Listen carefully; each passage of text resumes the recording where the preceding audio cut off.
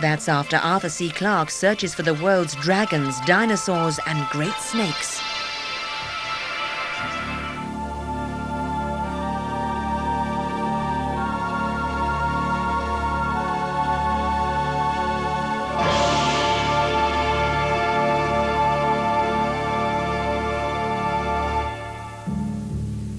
From the jungles of South America, is this an unknown ape?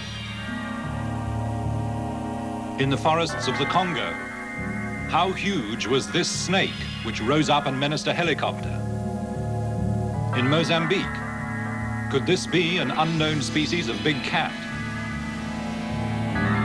In the Pacific, did this man see the legendary dragon of New Guinea? Did the mammoth and the supposedly extinct creatures of the Ice Age really all die out?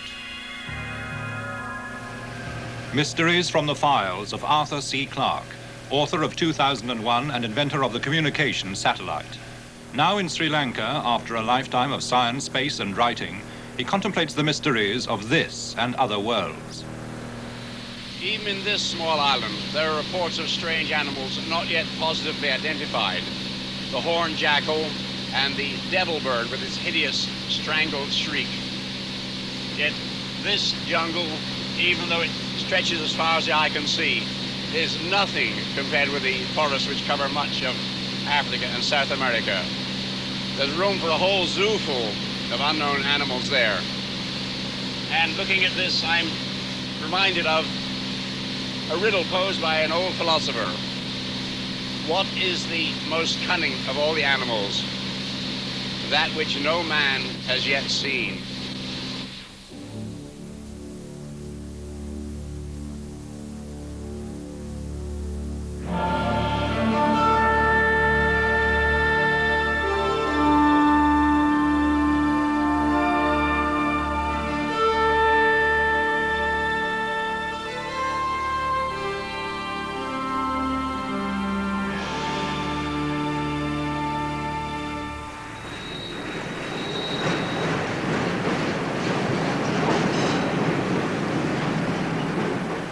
In downtown Chicago, the university's professor of biology on a shopping expedition.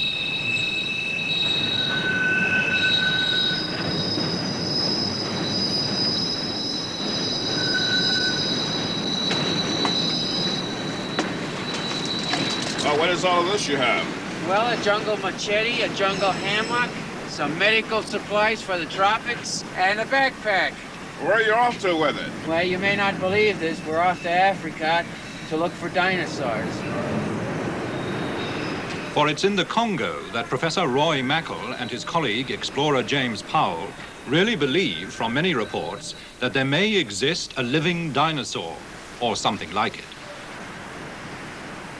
The animal is described as being as big as an elephant, or at least as big as a hippopotamus. It has a long head and neck and a long tail. It has feet that are like a hippopotamus, but it has 3 claws on each of these feet.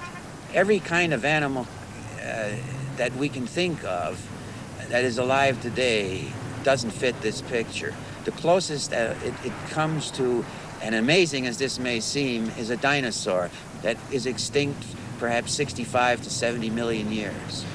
It does have an almost perfect resemblance to certain types of dinosaurs, particularly the 3-clawed footprint. That's almost the trademark of certain long-necked dinosaurs. What really got me onto this was in 1976, I had a grant from the Explorers Club in New York to study rainforest crocodiles in the Gabon, which is a country immediately to the west of Congo. And since I had read about these reports, I decided to see if I could come across any similar information. So among the Fang tribesmen, I tried a little, you might say, flashcard test. I first of all showed them pictures of 5 animals which are reasonably common in the Gabon jungles. And in each case, I would say, can you recognize this animal? What is it? He says, sure, of course, that's an elephant, that's a gorilla, that's a leopard, etc. These things live around here in the jungle. We know them. Then just as a control test, I showed him a picture of a bear. Now, there are no bear in Africa, so far as we know. And I said, do you know that animal? He said, no, we've never seen this. That animal does not live around here. Then, just matter-of-factly, I showed him this. It's a picture of a diplodocus from a children's book on dinosaurs. I said, do you know that animal? And in several different villages representing at least 2 different cultural groups, I would get consistent answers. Yes, that's the Nyamala. We know that animal. It lives back in the deep lakes, deep in the jungles. Well, the evidence is strong enough that there seems to be some strange animal in this Congo.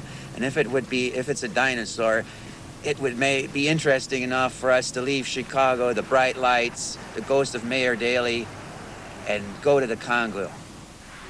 Thus inspired, Chicago's Congo Expedition 1980 equips itself for the unknown. Well, since the hammock works, James, I think I'll try on this mosquito hat. It won't keep out any mosquitoes, but let's see if it keeps out the snowflakes today. Oh, that is great, a Parisian origin. It feels warmer already. I don't feel any snowflakes, so it must work on mosquitoes, too. Somehow it doesn't look like the picture, does it? Well, that may sound a little crazy, and later we'll see what happened to them. But remember that until quite recently, people refused to believe in the mountain gorilla, the okapi, the Komodo dragon.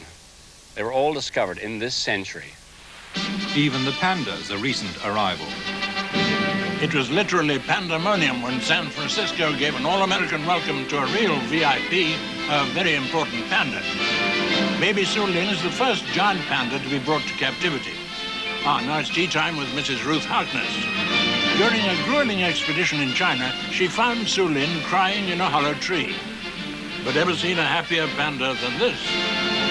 The okapi was dismissed as a fantasy of the pygmies, the mountain gorilla too, until the first specimens were killed.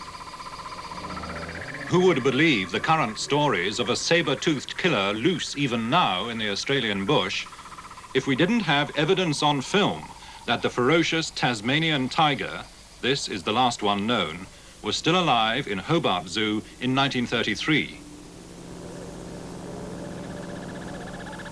Snakes that can swallow a donkey look like Swiss Family Robinson fiction, except we do have eyewitnesses and even photographs. This giant anaconda was killed on the Amazon. According to a Rio paper, it was 130 feet long.